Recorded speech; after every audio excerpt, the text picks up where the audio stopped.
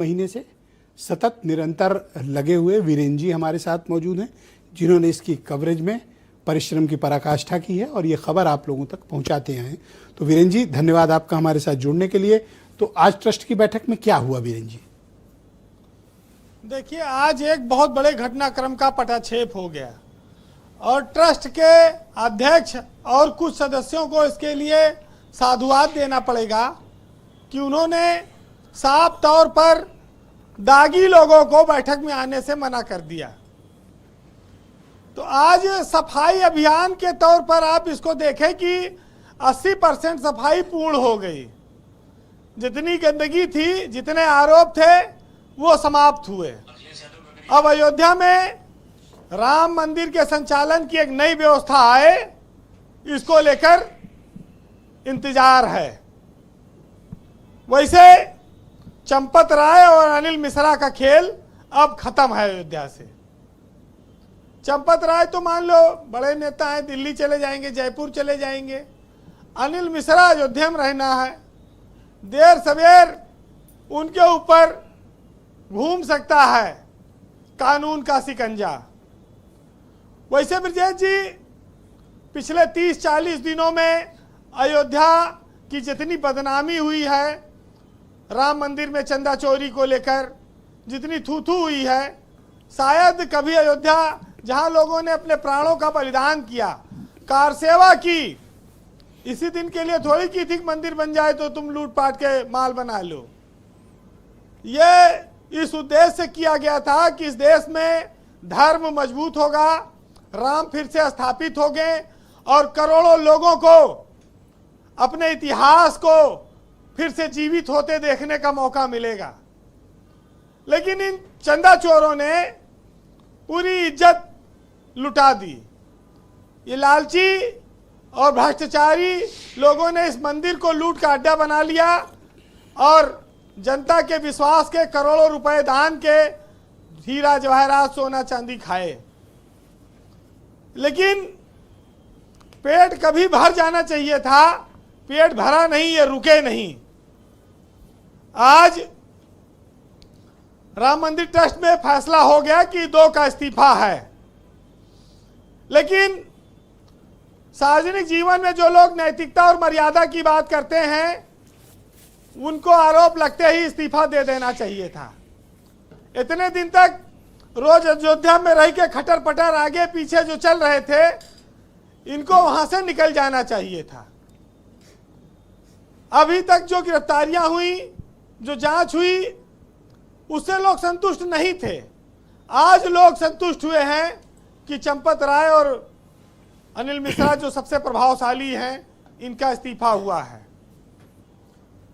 अगर ये पहले कर देते तो फिर ये इतनी बदनामी ना होती।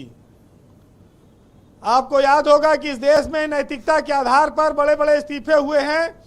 इसी राम मंदिर के मामले में लाल कृष्ण आडवाणी को इस्तीफा देना पड़ा था, वो भी लोगों को याद है। राम के मंदिर में बैठने वाले लोगों ने राम के जीवन से कोई प्रेरणा नहीं ली।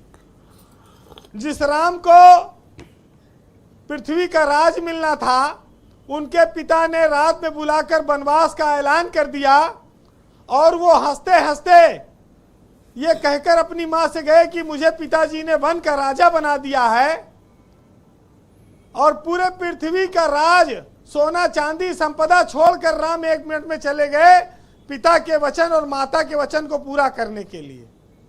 उस अयोध्या में उन्हीं राम के मंदिर को बनाने वालों ने लूटपाट का अड्डा बना दिया और त्याग की एक बात भी नहीं सीखी। राम के चरित्र को, रामचरितमानस को पढ़ते हैं लेकिन उसकी बात को नहीं मानते।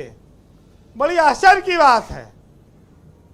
ये तो वही हो गया कि धर्म के आड़ में चाहे जो आज तक पाखंड का आरोप लगता रहा है, वो इन्हीं लोगों की वजह से लगता रहा है। अगर राम अधिकार मांगते तो राज्य पा लेते, कोई रोक नहीं सकता था उनको, लेकिन वो फिर कभी राम नहीं बन पाते।